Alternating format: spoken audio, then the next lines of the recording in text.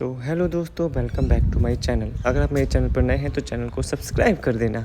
तो यहाँ पर मुझे ये समझ नहीं आता कि सबा इब्राहिम उस मोटी को, इस छोटी सी बच्चे को डांटने की क्या ज़रूरत है। इसने ऐसा क्या बोल दिया था कि जो इतना भड़क गई कि नहीं नहीं, तुम डिसीजन मेकर खुद बनो, तुम तो आइंस्टीन बनो अभी से, तुम तो मतलब सीईओ बन जाओ किसी कंपनी की। मतलब यार वो अभी छोटी बच्चे का तुमने उसने तुमसे एक राय पूछ ली तो उसमें इतना बड़ा इशू बनाने की क्या ज़रूरत है। इतना ज़्यादा उसे डांटने की या बोलने की क्या ज़रूरत है कि अब तुम इतनी बड़ी हो गई हो, अब तुम खुद सीखो ये सारी चीज़ें। मतलब क्या मतलब है इन सारी चीज़ों को, मुझे समझ नहीं आया। इतनी बेकार है ना इस सब इब्राहिम में, इसमें क्या बताऊँ। उस छोटी सी बच्ची को डांटने का क्या मतलब था इसमें।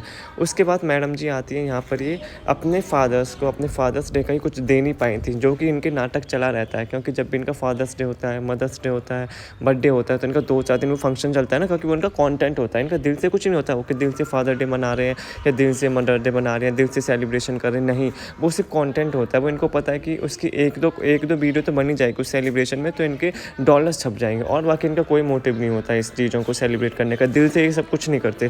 तो यहाँ पर ये लिफाफा देने आई है और इस लड़की को इतनी शर्म नहीं आती कि मतलब अगर ऐसे ब्लॉगिंग में सबके सामने देखे तो लोग कितना ज़्यादा कुछ बोल सकते हैं इसको। मतलब ये जानबूझ के, मुझे तो लगता है कुछ टाइम ऐसे काम करते हैं कि लोग इसको ट्रोल करें और इसके व्यूज़ आए, उसके कमेंट बढ़ें। क्योंकि यार यहाँ पर आप ही सोचिए, यहाँ पर अपने पापा को लिफाफा देते, उसे खुद अजीब नहीं लगा होगा कि मतलब कैसे वो इतने बड़े हैं और ये उनको सबके सामने ऐसे लिफाफा देते, उसके पापा की क्या इज्जत रह गई सबके सामने। सबको ऐसा लग रहा है कि मतलब उसके पापा जो है इन दोनों के ऊपर डिपेंड है अभी भी पैसे के लिए। और उसके पापा भी, मुझे समझ नहीं आया, आप आगे वाले क्लिप में देखोगे मतलब इसके पापा भी कैसे हैं यार। इसने एक बार बोला, इसने एक बार में झटते ले लिया इसके पापा ने। मतलब ऐसा तो छोटे बच्चों को भी आजकल इतना सिखाया जा रहा है कि अगर आपको कोई कुछ दे रहा है तो आपको पहले कुछ मना करना है कुछ देर।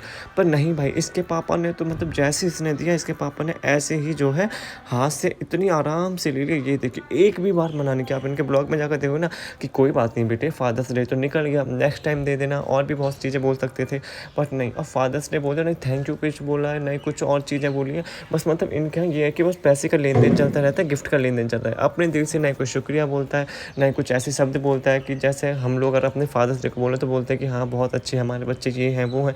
इनको कोई मतलब नहीं है, नहीं इनको मतलब है और नहीं उन गूंगी गुड़िया को कोई मतलब है। इन गूंगी गुड़िया और इन गूंगे गुड्डे को कोई मतलब नहीं है। दोनों को अपने परिवार से, दोनों मस्त एक दूसरे के जो लोग हैं उनसे गिफ्ट लेते रहते हैं, उनसे पैसे लेते रहते हैं और अपने इज्जत का फलूदा करवाते रहते हैं। भाई एक दो बार भी अगर तुम मना कर देते ना तो लोगों को ये रहता है कि चलो कोई बात नहीं, सबा तो पागल है ही, उसमें तो अकल है ही नहीं दो पैसे की, ब्लॉगिंग में क्या दिखाना है क्या नहीं दिखाना।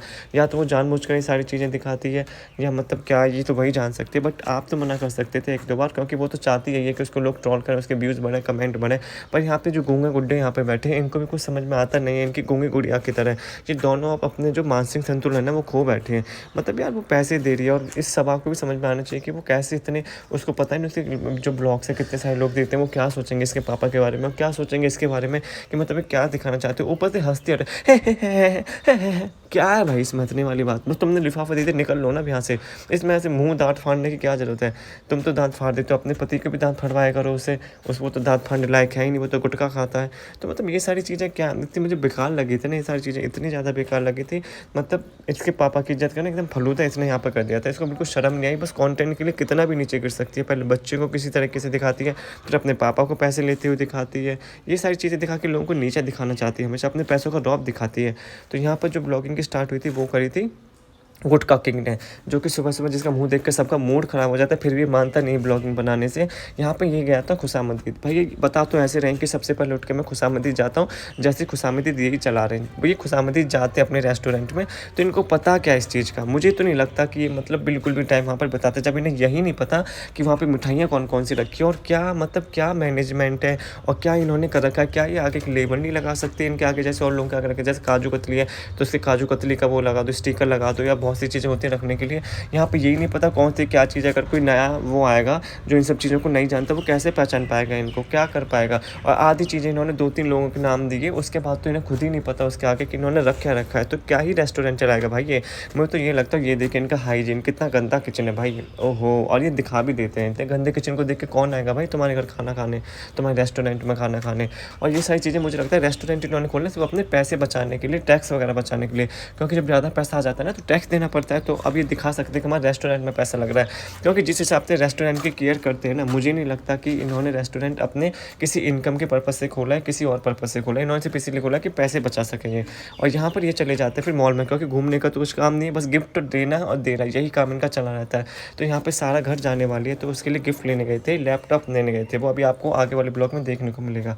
ये देखिए आप तक यहाँ पर ये इनके था मम्मी-पापा का, इनका वो थी मैरिज एनिवर्सरी थी। तो यहाँ पे महर को ट्यूशन जाता था, तो महर ने पूछा कि मतलब मैं क्या करूँ, आप मुझे बता दो, कुछ सजेस्ट कर दो। तो यहाँ पे वो इतनी तेज़ चिल्ला के पड़ी इसके ऊपर कि तुम्हें नहीं पता तुम्हें क्या पढ़ना है, तुम इतनी बड़ी हो गई, तुम खुद डिसीज़न नहीं ले सकती अब, तुम्हें अभी भी हमारे उसकी ज़रूरत है डिसीज़न की। ये सब उसने बोला उसको। तो भाई इसको कितना बेकार लगा, वो छोटी बच्ची है, अगर तुम उसे दे देती कोई सजेशन तो क्या हो जाता उसमें।